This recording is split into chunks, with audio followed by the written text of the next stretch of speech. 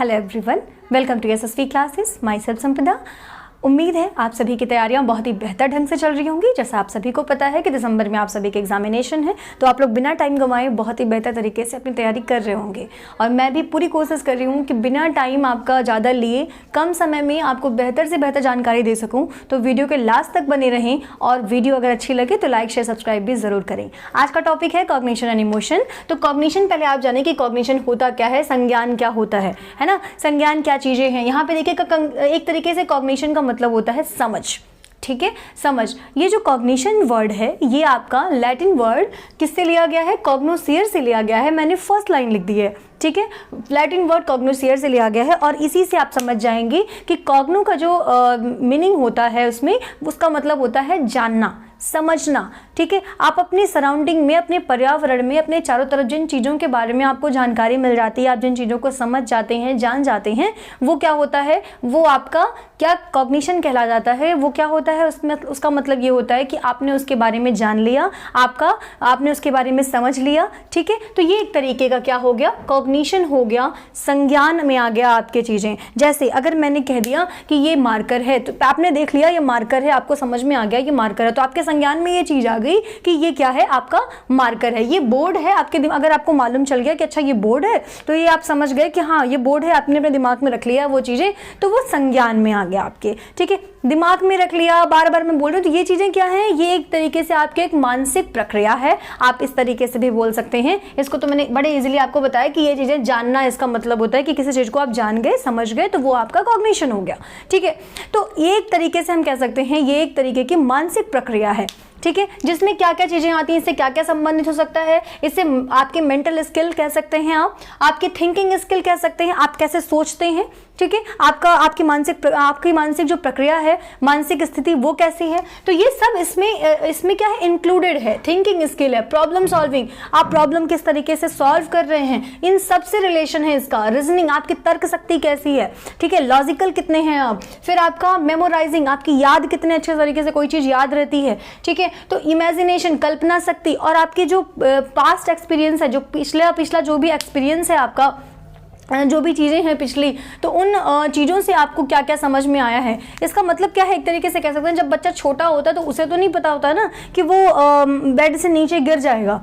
ठीक है, तो वो चलते चलते आगे की तरफ और जाता है और बेड के नीचे गिर जाता है। लेकिन जब वो धीरे धीरे बड़ा होता है ये बात समझ में आ जाती है कि अब मैं इसके आगे चलूंगा तो गिर जाऊंगा, तो फिर वो क्या करता है, उतने के आगे वो नहीं जाता है, उस एरिया के आगे वो जाएगा ही नहीं। उसको पता रहता है कि हाँ मैं अब इसके आगे जाऊंगा तो गिर जाऊंगा। ठीक है, तो पूर्व जितने भी पिछली उनके एक्सपीरियंस हैं, हमारे भी जो पिछले एक्सपीरियंस हैं, उनसे हम चीज़ों को समझते हैं कि हम अगर इस तरीके से जो भी हमारे साथ हुआ है तो उससे हम बचते हैं। अगर हमें समझ में आ जाता है कि हाँ ये चीज़ें हमारे लिए बुरी हैं या अच्छी हैं, तो हमारे वो काम आता है, तो वो हमारे संज्ञान में आ जाता है। तो ये मुझे लगता है आपको संज्ञान समझ में आ गया होगा, कॉग्निशन समझ में आ गया होगा। इसी को हम कहते हैं संज्ञान, जिसका हमें ज्ञान हो गया हो, जो चीज़ें हमें समझ में आ गई हो, हमारे चारों तरफ की चीज़ें जिनके बारे में हम समझ जाते हैं, जिनके बारे में हम जान जाते हैं, उसे हम क्या कहते हैं, कॉग्निशन कहते हैं। उम्मीद है आप सभी को ये बात समझ में आ रही होगी। अब इसके बारे में और भी चीजें देखते हैं, इनकी विशेषताओं के बारे में और भी जानते हैं। जैसे है, फर्स्ट है आपका विकासात्मक प्रक्रिया। ये क्या है, एक तरीके की विकासात्मक प्रक्रिया है।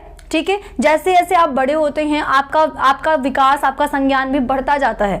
ठीक है, छोटा बच्चा जब रहेगा, जो एक छोटा सा बच्चा है, तो उसके पास उतनी बुद्धि तो नहीं होगी ना जितनी बुद्धि आपके पास होगी, जितना ज्ञान आपके पास होगा, जिन चीज़ों के बारे में आप समझ गए होंगे। वो अपने सराउंडिंग में, छोटा सा बच्चा है, वो अभी कुछ नहीं जानता है, अभी वो पैदा हुआ है, उसे कुछ नहीं पता है। ठीक है, धीरे धीरे करके उसे पता चलेगा, अच्छा ये खिलौना है मेरा, इसके साथ खेलना भी है। स्टार्टिंग में उसे ये नहीं मालूम रहता कि अच्छा ये खिलौना है, इसे खेलना भी है। वो बड़ा होता है, समझ में आता है अच्छा ये खिलौना है, ऐसे ऐसे खेलते हैं, ऐसे ये करते हैं। धीरे धीरे बड़ा होता है और भी ज्यादा चीजें मालूम चलती हैं। तो अपने क्या होता है, एक विकासात्मक प्रक्रिया है। विकास के साथ साथ ये क्या होता है, संज्ञान आपका आते रहता है। यहाँ पे क्या है, अर्जित योग्यता है, एक्वायर है, ये एक्वायरिंग है, आप इसको एक्वायर कर लेते हैं। अर्जित योग्यता है ये आपकी, जितना ज्यादा आप अर्जित करते हैं। जैसे आपको जितनी चीजों का ज्ञान होगा वही आपके संज्ञान में होगा। मतलब आप अगर मैं कह दूं कि मैंने अभी केवल इतना पता है कि ये मार्कर है, आप जान गए कि हाँ ये मार्कर है। अभी आपको धीरे धीरे आप जब एटमॉस्फेयर में और भी जाने, तो आपने क्या समझा, अच्छा यूट्यूब पे भी क्लासेस चलती हैं। ठीक है, तो आप यूट्यूब कैसे चलाते हैं उन चीज़ों को भी जानेंगे। ठीक है, तो ये सब आप एक्वायर करेंगे ना। आप ऐसे एक जगह बैठे रहेंगे, आप चुपचाप खड़े एक जगह बैठे रहेंगे तो आपको अपने आप से ज्ञान कैसे होगा? आप उनको जानने की कोशिश करेंगे, ठीक है, आपको कोई बताएगा, आप किसी से जानेंगे, तो इस तरीके से आपने उसको क्या किया, एक्वायर कर लिया उस जानकारी को। ठीक है, तो इसे कह सकते हैं कि अर्जित योग्यता है ये आपकी संज्ञान, ये आपका इमोशन, ये कॉग्निशन। अब आ जाते हैं संवेगात्मक संरचना में परिवर्तन निरंतर होता रहता है। यहाँ मैंने लिखा है संवेगात्मक संरचना में परिवर्तन निरंतर होता रहता है। मतलब क्या, जैसे जैसे बड़े होंगे आपको नई नई जानकारियां मिलेंगी, नई नई चीजें मिलेंगी, तो आपका क्या होगा, आपके संवेगात्मक जो आपके कॉग्निशन स्ट्रक्चर है उसमें भी तो चेंजिंग होगी, उसके अकॉर्डिंग चेंजिंग होते जाएगी। आप कुछ नई बातें और जान जाएंगे, कुछ और बातें समझ जाएंगे, तो वो धीरे धीरे आपकी संरचना में क्या हो गया, चेंजिंग होती रहती है। आपकी समझ में, आपकी बुद्धि में धीरे धीरे क्या होता है, विकास होता रहता है, आप नई चीजें जानते रहते हैं। ठीक है, उसके बाद किससे किससे ये प्रभावित होता है, हमारा संज्ञान किससे किससे प्रभावित होता है? तो आपका पहला नंबर मैंने ले लिया वंशानुक्रम यानी हेरिडिटी। हेरिडिटी जरूरी नहीं है कि सारे बच्चे एक ही तरीके से समझ जाएं। कुछ बच्चे बहुत ही तेजी से कोई चीज जानते हैं, बहुत ही तेजी से उन चीजों के बारे में उनको ज्ञान हो जाता है। कुछ बच्चे धीरे धीरे समझते हैं उन चीजों को, धीरे धीरे जाते हैं वहां तक, है ना। तो ये आपका वंशानुक्रम आपके हेरिडिटी पे भी डिपेंड करता है। आप अक्सर करके देखते हैं जो माता पिता बहुत ही अच्छे एजुकेटेड रहते हैं, बहुत ही एजुकेटेड कह लीजिए, या फिर उनकी जो तर्क करने की शक्ति है वो बहुत ही अच्छी होती है, जिनसे मैं मेनली कहूँ तर्क शक्ति जिनकी थिंकिंग स्किल बहुत अच्छी रहेगी माता पिता के, उनके बच्चों में 90% चांसेस रहते हैं कि उनकी भी लॉजिकल स्किल बहुत ही अच्छी होगी, थिंकिंग स्किल बहुत ही अच्छी होगी। तो इस तरीके से हम कह सकते हैं कि उसके अंदर वंशानुक्रम जो हेरिडिटी है ये अफेक्ट करती है किसको, कॉग्निशन को।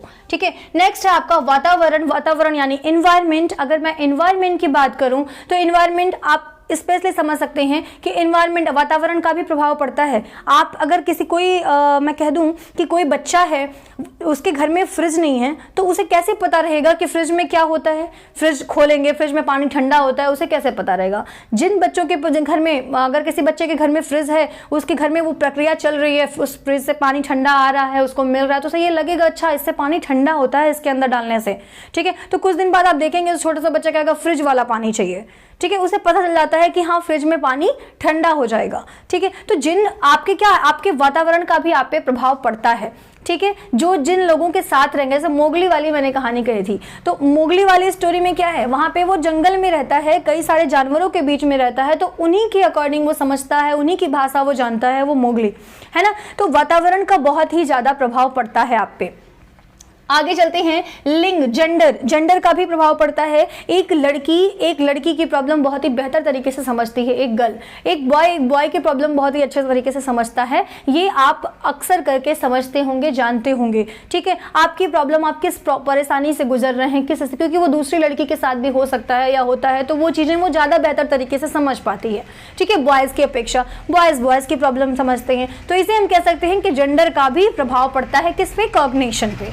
आगे चलते हैं, आयु, एज का प्रभाव पड़ेगा। छोटा बच्चा क्या वही चीजें जानेगा जो एक बहुत बड़ा बच्चा, जो आपके एज का बच्चा रहेगा, मतलब आप लोग जैसे समझेंगे, तो क्या दोनों एक जैसा होगा? नहीं, ये दोनों में क्या आपकी एज पे भी असर पड़ेगा। छोटे से बच्चे को हम a+b² = a² + b² + 2a भी समझाने लगे तो क्या वो समझ पाएगा? नहीं समझ पाएगा। वो अपनी एज के अकॉर्डिंग हम उसको समझाएंगे, जैसे जैसे वो बड़ा होगा वो चीजों को समझेगा, जानेगा, तब वो कर पाएगा।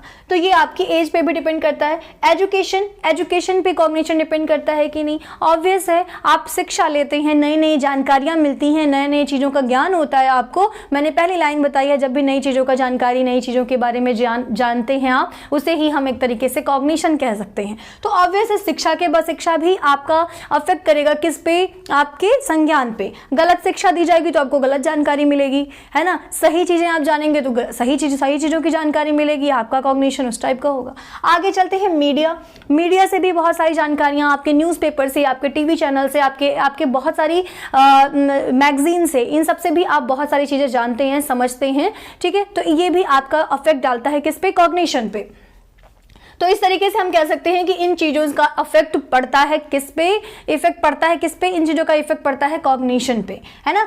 आगे चलते हैं, इमोशन के बारे में जानते हैं। उम्मीद है आप सभी को कॉग्निशन बहुत ही बेहतर तरीके से समझ में आ रहा होगा। कॉग्निशन के बारे में जो भी जानकारी होगी, ठीक है, जितनी होगी इसके अंदर से ही आपके एग्जामिनेशन में आने वाला है, इससे ज़्यादा नहीं आएगा, तो नहीं परेशान होइएगा, ठीक है। और इससे ज़्यादा अगर कुछ आ भी गया, अगर हो सकता है पेपर अलग लेवल का कुछ बना भी, ठीक है, तो आप इतना समझ गए हैं, इतना मैंने एक्सप्लेन कर दिया है कि आप उस क्वेश्चन को बहुत ही बेहतर ढंग से कर सकते हैं, ठीक है। आगे चलिएगा, जरा इमोशन के बारे में जानते हैं। इमोशन यानी क्या है? आपका संवेग है, संवेग, इमोशन, ठीक है। इमोशन क्या होता है? हर व्यक्ति जानता है, हर इंसान के अंदर एक तरीके का इमोशन है, ठीक है। तो इमोशन सबके पास है, तो आप उसमें समझ सकते हैं इमोशन होता क्या है। पहले तो आप ये जानिए, ये एक लैटिन वर्ड इमोवियर से बना हुआ है। जैसे मैंने इसका लैटिन वर्ड बनाया कॉग्नोसियर से बना हुआ है, कॉग्नो का मतलब होता है जानना, वैसे ही लैटिन वर्ड इमोशन जो है वो किससे बना है? इमोवियर से बना है, जिसका मतलब होता है उत्तेजित होना। इसका मतलब क्या होता है? उत्तेजित होना। वुडबर्ड साहब ने कहा था, उन्होंने क्या कहा था? उन्होंने कहा था कि ये व्यक्ति की क्या है? इमोशन जो संवेग है वो व्यक्ति की उत्तेजित अवस्था है, ठीक है। तो ये आएगा नहीं एग्जाम में इस तरीके से, लेकिन बस में आप जान लीजिए कि इससे क्या कहते हैं। ये एक तरीके की उत्तेजना जिसकी वजह से आपको खुशी की अनुभूति, आपको दुख की अनुभूति, जो भी चीजें आपके दिल से कनेक्टेड है, हार्ट से कनेक्टेड है। यहाँ पे क्या है? ये माइंड से था, ये आपके माइंड से रिलेटेड था, और ये आपके हार्ट से रिलेटेड है, ये आपके हार्ट से रिलेटेड है, ठीक है। तो आप अगर कोई बच्चा खुश हो जाता है तो वो उसकी अलग तरीके से अपनी खुशी दिखाएगा। आप देखते हैं उनके अंदर अलग तरीके की एक्साइटमेंट हो जाती है, एक्साइटमेंट रहती है। आप अगर बहुत परेशान हैं, बहुत दुखी हैं, तो आपका भी उस तरीके से आपके इमोशंस रहेंगे। आपको समझ में आ रहा है कि इमोशन क्या कहते हैं? इमोशन, तो ये एक तरीके का संवेग है। एक और बात मैं बता दूं, जो भी हिंदी में चीज़ें पढ़ते हैं जो लोग, तो कभी कभी हिंदी के वर्ड जो होते हैं ना वो टफ होते हैं, क्योंकि उसको आप रेगुलर यूज में नहीं लेते हैं, तो वो आपके लिए टफ हो जाते हैं। तो एक बार आप जरूर इंग्लिश वाले वर्ड को चेक कर लेंगे, आपको तुरंत समझ में आ जाएगा। जैसे यहाँ पे संज्ञान था, संज्ञान हार्ड, कॉग्निशन समझ लेंगे तो शायद आपको लगेगा कॉग्निशन क्या होता है, आपने पढ़ा है इसके बारे में। संवेग थोड़ा वर्ड आपने कभी यूज ही नहीं किया, लेकिन इमोशन अक्सर करके लोग यूज करते हैं। हम बहुत इमोशनल हो गए, हम ये हो गए, तो इमोशन वर्ड आप बहुत यूज करते हैं। तो ये चीजें आप जरूर देखें। ऐसे ही अधिगम यूज, अधिगम एक वर्ड आता है, तो अधिगम को जब आप इंग्लिश में देखेंगे तो लर्निंग रहेगा, तो आपको समझ में अच्छा सीखने की बात हो रही है, ठीक है। तो ये चीजें बहुत इफेक्ट डालती हैं आपके, तो आप उसे जरूर देखें। आगे देखिएगा जरा, ये किससे रिलेटेड है? मतलब ये एक तरीके से इमोशन क्या है, वो फीलिंग से रिलेटेड है आपके, ठीक है। आपके दुख से, आपकी खुशी से, आपका जो गुस्सा है उससे, मतलब ये सब क्या आ गया? ये सब क्या आ गया? आपके प्रेम से ये सब क्या आ गया? ये एक तरीके का क्या है? कॉग्निशन है, सॉरी इमोशन है, ठीक है, एक तरीके का इमोशन है। अब यहाँ पे मैं कह दूं 3 टाइप्स के, वॉटसन के अकॉर्डिंग 3 टाइप के जो इमोशन बताए गए, 3 तरीके के इमोशन किसके द्वारा बताए गए? वॉटसन के द्वारा बताए गए। कौन कौन से? फियर, एंगर और लव, ठीक है। फियर मीन्स क्या होता है? डर, एंगर मीन्स क्रोध, और लव मीन्स प्रेम, सभी को पता है। फियर जो है एफ कह सकते हैं, एंगर का ए ले लीजिए आप, ए ले लीजिए, और एल मतलब लव, तो एफ फेयल याद रखिएगा। वॉटसन के अकॉर्डिंग इमोशन जो है वो 3 तरीके के उन्होंने लिए हैं। कौन कौन से? एक एफ लिया है, एक ए लिया है, और एक एल लिया है, यानी फियर, एंगर और लव। तो अगर आपके क्वेश्चन में अगर पूछ लेते हैं, क्वेश्चन इस तरीके से पूछते हैं आपसे कि आप बताइए इसमें से कौन सा इमोशन है या संवेग है, ठीक है, संवेग का एक प्रकार है, तो आप उसमें कई सारे ऑप्शन दिए रहेंगे। तो अगर आपको फियर दिख जाता है तो आप तुरंत फियर पर डालिए, आपको क्रोध दिख जाता है, एंगर दिखता है तो आप उस पर टिक कीजिए, आपको प्रेम दिख जाता है, लव दिखता है तो आप उसको टिक कीजिए, ठीक है। इसके अलावा भी बहुत सारे कॉग्निशन है, आपके अंदर जलन की भावना है, कॉग्निशन ये भी क्या है? एक तरीके का इमोशन ही है, ठीक है, जलन की भावना है। तो ईर्ष्या भी एक तरीके का क्या है? इमोशन ही है, ठीक है। लेकिन वॉटसन के अकॉर्डिंग वॉटसन ने 3 तरीके का बताया है, फियर, एंगर और love.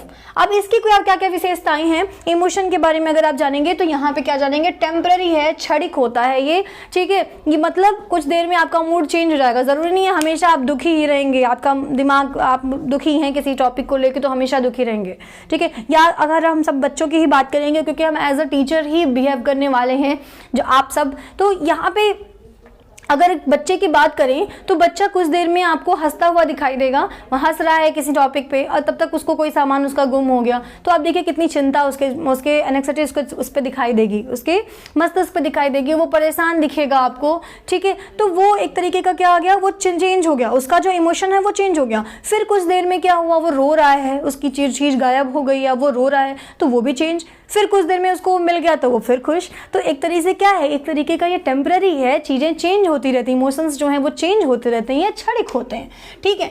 Loss of thinking skill, जब आप इमोशनल होते हैं तो आपका जो सोचने का नज़रिया है, जो चीज़ें हैं उसको आप एकदम से खो देते हैं, उतना अच्छे तरीके से नहीं सोचते हैं। क्या गुस्से में आप रहते हैं तो आपका दिमाग काम करना बंद हो जाता है, आप उतने अच्छे तरीके से नहीं सोच पाते हैं जितने अच्छे तरीके से आप शांत होकर सोचते हैं, है ना। तो इसीलिए कहते हैं कोई भी डिसीजन गुस्से में ना लें, ठीक है, ये बात कही जाती है। तो इस तरीके से आप कह सकते हैं लॉस ऑफ थिंकिंग स्किल इसमें होती है, ठीक है।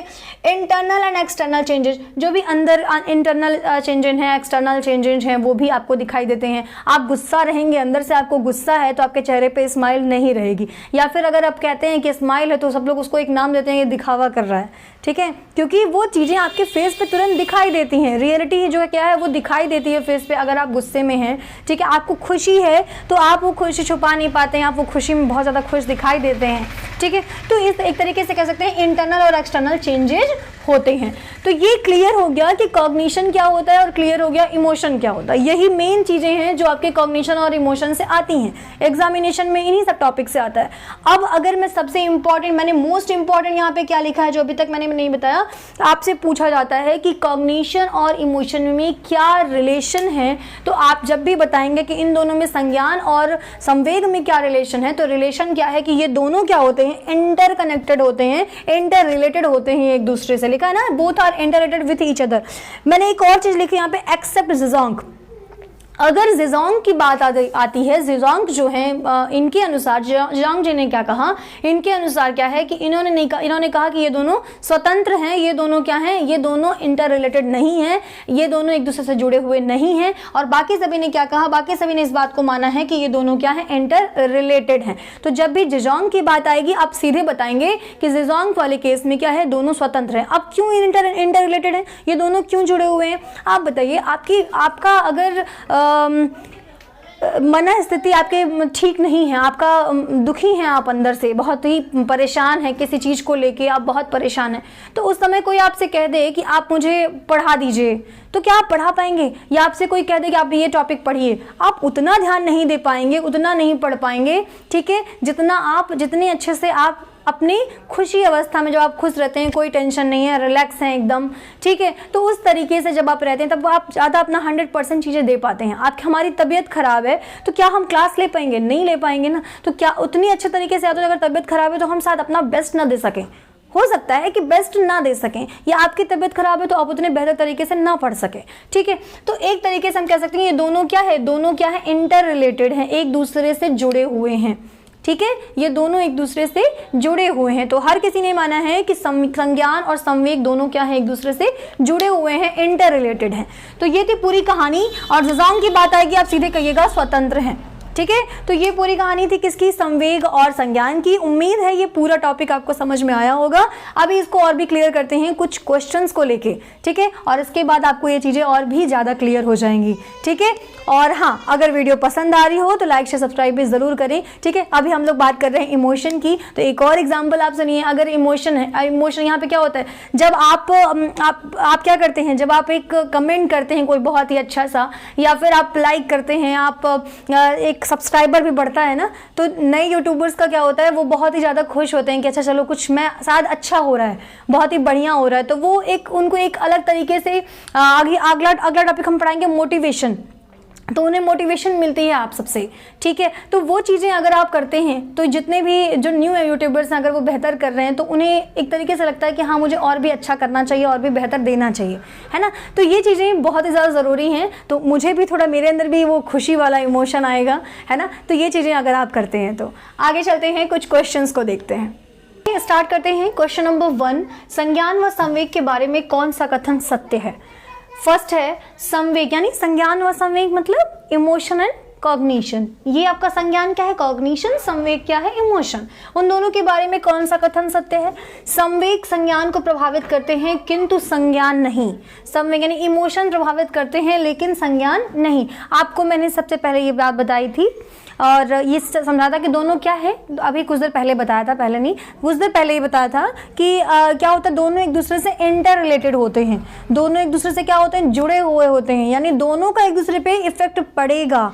ठीक है, तो यहाँ पे जो ऑप्शन ये कहेगा कि दोनों का एक दूसरे पे इफेक्ट पड़ेगा, वही ऑप्शन हमारा सही होगा। यहाँ देखिएगा, संज्ञान व संवेग परस्पर जुड़े होते हैं और एक दूसरे को प्रभावित करते हैं, ये ऑप्शन ही हमारा ऑप्शन होना चाहिए। लेकिन आगे की भी ऑप्शन देख लेते हैं। संज्ञान व संवेग एक दूसरे से स्वतंत्र क्रियाएं हैं। स्वतंत्र क्रियाएं हैं, किसने कहा था? ज़ेज़ोंग ने कहा था। यहाँ ज़ेज़ोंग की बात नहीं कही जा रही है। अगर क्वेश्चन में ज़ेज़ोंग के अनुसार कहा होता, कहीं ज़ेज़ोंग का नाम ले लिया होता ज़ेज़ोंग जी का, तब जाके आप तब जाके आपने ये ऑप्शन लगाना था, आप ये ऑप्शन लगाते। बट यहाँ पे किसी का नाम नहीं लिखा है, ज़ेज़ोंग का नाम नहीं लिखा है। अगर ज़ेज़ोंग का नाम आता तब हम ये ऑप्शन लगाते, थर्ड ऑप्शन। यहाँ पे ज़ेज़ोंग का कोई नाम नहीं है। यहाँ पे देखिएगा, संज्ञान संवेगों को प्रभावित करते हैं किंतु संवेग संज्ञान को प्रभावित नहीं करता। ठीक है, ऐसा कभी हो सकता है, अभी मैंने बताया कि दोनों ही एक दूसरे पे इफेक्ट डालेंगे। हमारा इमोशन, हमारा अगर मूड ठीक नहीं है, दिमाग किसी से झगड़ा करके आए हैं, बहुत बढ़िया से लड़ाई हुई है बहुत बढ़िया से, तो आप ये बताइए किसी से लड़ाई हुई है और आपको कोई कह दे कि अब एक काम करो ज़रा हंस दो, उस टाइम पे उतनी हंसी आएगी ही नहीं। वो जो भी होगा वो दिखावटी होगा, बनावट होगी एक तरीके की। तो क्या है, उस समय हमसे वो चीज़ें नहीं हो पाएंगी। हम अगर गुस्से में हैं तो हम हंस भी नहीं पाएंगे। हंसना भी एक तरीके का संवेग ही है, मुझे संज्ञान से रिलेट करके बताना था। संज्ञान है, अगर कोई क्या कह दे आपसे कि आप गुस्से में हैं, आपसे कोई कह दे काम करो ज़रा ये पढ़ो पूरा, हाँ बढ़िया से मुझे ये समझा दो उसको, तो उस समय आपका दिमाग प्रॉपर वे में उतना काम नहीं करता है। जब आप गुस्से में, जब आप थके रहें, तो उतने अच्छे से आप चीज़ों को नहीं कर पाते हैं, तो ऑब्वियस है इफेक्ट डालेगा। दूसरी बात, संज्ञान का इफेक्ट पड़ रहा है कि नहीं। अगर हम खुश हैं तब तो ये आपने देख लिया। अब आपका मानसिक स्थिति आपकी सही नहीं है, अगर मैंने कह दिया कि आपकी मानसिक स्थिति सही नहीं है और आपसे कोई जो काम कहेगा आपसे करने के लिए, तो आप वो काम कर पाएंगे? आप उस समय नहीं कर पाएंगे, वो चीज़ें भी आप नहीं कर पाएंगे। ठीक है, तो यहाँ पे दोनों रिलेट कर रहे हैं, आपका संज्ञान संवेग को और संवेग संज्ञान को, दोनों एक दूसरे को इफेक्ट करते हैं, दोनों ही इंटर रिलेटेड हैं। तो हम यहाँ कह सकते हैं कि हमारा जो ये ऑप्शन है, संज्ञान व संवेग एक परस्पर जुड़े होते हैं और एक दूसरे को प्रभावित करते हैं। ये बात मैंने समझा दी।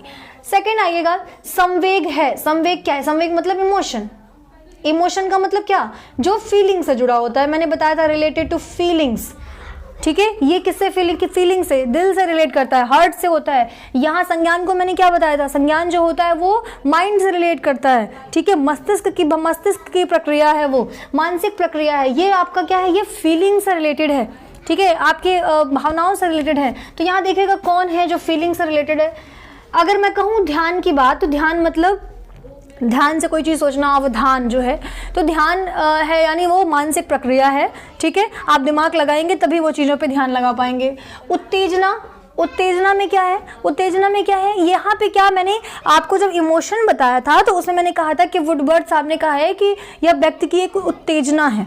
ठीक है, संवेग जो है वो व्यक्ति की एक उत्तेजना है। यहाँ उनकी बात नहीं की जा रही है। यहाँ पे आप अगर देखेंगे, उत्तेजना तो आपने वुडवर्थ में पढ़ा था, और अभी हम बताते हैं ये जो स्मृति है, स्मृति क्या है? स्मृति आपके दिमाग से रिलेटेड है। जब याद करोगे तो मानसिक प्रक्रिया है वो आपकी, तो ये भी संज्ञान हो गया, ये संज्ञान का एग्जाम्पल हो गया, ये भी संज्ञान का बात रही। उत्तेजना की, उत्तेजना मैंने उसमें बताया था, और डर भी बताया था। डर, फियर, वाटसन के अकॉर्डिंग FAL मैंने बताया था, FAL वाटसन के अकॉर्डिंग फियर, एंगर और लव, ये तीनों अगर दिखेंगे तो आप तुरंत फियर, एंगर, लव में से ही किसी एक को देंगे। अगर हम उत्तेजना की बात करते हैं, उत्तेजना की अगर हम बात करते हैं तो वहाँ भी क्या होगा? दिमाग से रिलेटेड होगा। अगर मैंने कोई चीज़ आपको आपके स्किन पे पिंच कर दिया तो आप क्या करोगे? आपका दिमाग आपको बताएगा कि हाँ आपको किसी ने पिंच कर लिया है कि नहीं? तो वो चीज़ें आपके दिमाग तुरंत आपको बताएगा कि वो यहाँ पे उत्तेजना आपको, तो यहाँ पे क्या होगा? उत्तेजना भी मानसिक प्रक्रिया में आ जा रहा है। तो यहाँ पे हम किसको लेंगे? फाल को, फियर को लेंगे। फाल को बोल रही हूँ, फियर को लेंगे, क्योंकि फियर हमारा क्या है? वो हमारे हार्ट से रिलेटेड है। हमारे दिल की धड़कन तेज हो जाती है, हम डरते हैं तो वो चीज़ किससे आ रही है? मेन दोनों में क्या है? ये हमारा डर। सीटेड में एक चीज़ होती है कि ऑप्शन 2-3 ऑप्शन, कभी कभी ऐसा होता है दोनों ऑप्शन सही लगते हैं कि ये भी ऑप्शन सही है ये भी ऑप्शन सही है, मैं किसको लूँ। तो अगर ऐसी कंडीशन जब भी आती है, दैट कंडीशन में आप क्या करेंगे, जो आपका बेस्ट एग्जाम्पल होगा, बेस्ट आंसर होगा, उसी को आप लगाते हैं, उसी को माना जाता है। ठीक है, तो यहाँ पे आपको डर जो आपका है वो आपकी हर्ट से रिलेटेड है, तो इसे हम मानेंगे किसमें, ये हमारा इमोशन है, संवेग है। आगे सीखना, थर्ड क्वेश्चन मैंने लिखा है सीखना क्या है। सीखने वाले के सीखना जो है वो सीखने वाले के संवेगों से प्रभावित नहीं होता है। दूसरा है यानी सीखना मतलब लर्निंग, ये आपका लर्निंग है। अभी मैंने पहले बोला था कि क्वेश्चन में यहाँ पे अधिगम हो सकता है, सीखना को अधिगम भी बोलते हैं। ठीक है, तो लर्निंग है। तो संवेगों से छिड़ संबंध रखता है, यानी छिड़ मतलब बहुत ही कम संबंध रखता है इमोशन से। सीखने वाले के संवेगों से स्वतंत्र है, सीखने वाले के संवेगों से प्रभावित होता है। बात जरा समझिएगा, अगर आप खुश हैं, मन आपका एकदम से शांत है, बहुत ही अच्छे से आप खुश हैं, बढ़िया से, ठीक है, तो आपको कोई टेंशन नहीं है, कोई प्रॉब्लम नहीं है, तो उस समय आप जितने अच्छे से सीख पाते हैं, जितनी चीज़ें आप एक्वायर कर लेते हैं उसमें आप तो वो उतनी चीज़ें आप जब परेशान रहेंगे, दुखी रहेंगे, तो उतनी चीज़ें उतने अच्छे से आप नहीं समझ पाएंगे। तो ऑब्वियस है कि लर्निंग जो होगी वो किस पे डिपेंड होगी, वो हमारे इमोशन पे डिपेंड होगी या इमोशन से प्रभावित होगी कह सकते हैं। तो यहाँ लिखा है सीखने वाले के संवेगों से प्रभावित होती है, यही ऑप्शन हमारा सही होगा। ठीक है, तो ये चीजें आपको समझ में आई। फोर्थ क्वेश्चन में जरा देखिएगा, मन का मानचित्रण संबंधित है। मन का मानचित्रण किससे संबंधित है? मन का मानचित्र का मतलब हम अपने दिमाग में कोई इमेज बना लेते हैं। ठीक है, अगर कोई आपने कह दिया कि एक घोड़ा आया था, तो हमारे दिमाग को तुरंत घोड़े की एक इमेज बन जाती है। ठीक है, तो यहाँ मन का मानचित्रण संबंधित किससे है? हमारी समझ बढ़ाने के तकनीक से, साहसिक कार्यों की क्रिया योजना से, मन का चित्र बनाने से, या मन की क्रियाशीलता पर अनुसंधान करने से। मन की क्रिया पर क्रियाशीलता पे अनुसंधान करने से मतलब हम क्या कर रहे हैं, एक तरीके का वहाँ पे अनुसंधान कर रहे हैं, एक मानचित्र बना के दिमाग में रख के उसके बारे में सोच रहे हैं, नई नई चीज़ें, ठीक है, दिमाग में लगा रहे हैं कि ऐसे हुआ होगा वैसे होगा। तो एक तरीके का सबसे बेस्ट आंसर हमारा क्या होना चाहिए? मन की क्रियाशीलता पर अनुसंधान से बेस्ट आंसर। चित्र बनाया जा रहा है, ठीक है, लेकिन बेस्ट आंसर क्या है? बेस्ट आंसर ये है कि मन की क्रियाशीलता पर अनुसंधान से। ठीक है, आप उस पर अनुसंधान कर रहे हैं, उस पर सोच रहे हैं और क्या हो रहा होगा, क्या चीज़ें नहीं हो रही होंगी, उसके बारे में पूरी जानकारी रख रहे हैं, तो वहाँ पे मन की क्रियाशीलता पर अनुसंधान से आप कह सकते हैं। इस तरीके से आपका जो ये टॉपिक है कॉग्निशन एंड इमोशन, ये मैंने पूरा कंप्लीट करा दिया विद क्वेश्चन। यही कुछ क्वेश्चन जो मुझे सबसे बेहतर क्वेश्चन लगे आपको कि आप और ज़्यादा चीज़ें सीख पाएंगे, मैंने क्वेश्चन में लिया। उम्मीद है ये पूरा टॉपिक आपको क्लियर हो गया होगा क्वेश्चन के साथ ही। तो अब क्या करेंगे आप प्रीवियस ईयर के जो भी क्वेश्चंस हैं, उन प्रीवियस ईयर के क्वेश्चन में आप इन चीज़ों को सॉल्व करेंगे, लगाएंगे, देखेंगे और भी क्वेश्चन है तो देखिएगा, जरा चेक कीजिएगा आप उस टॉपिक से क्वेश्चन कर पा रहे हैं कि नहीं। मैं मतलब एक तरीके से कह सकती हूँ कि आपको मतलब विश्वास है मेरा कि आप ज़रूर कर लेंगे उसे। ठीक है, तो लगे रहिए अपनी तैयारी में इस तरीके से, और अगर वीडियो पसंद आया हो तो लाइक शेयर सब्सक्राइब भी ज़रूर करें। Thank you, have a nice day.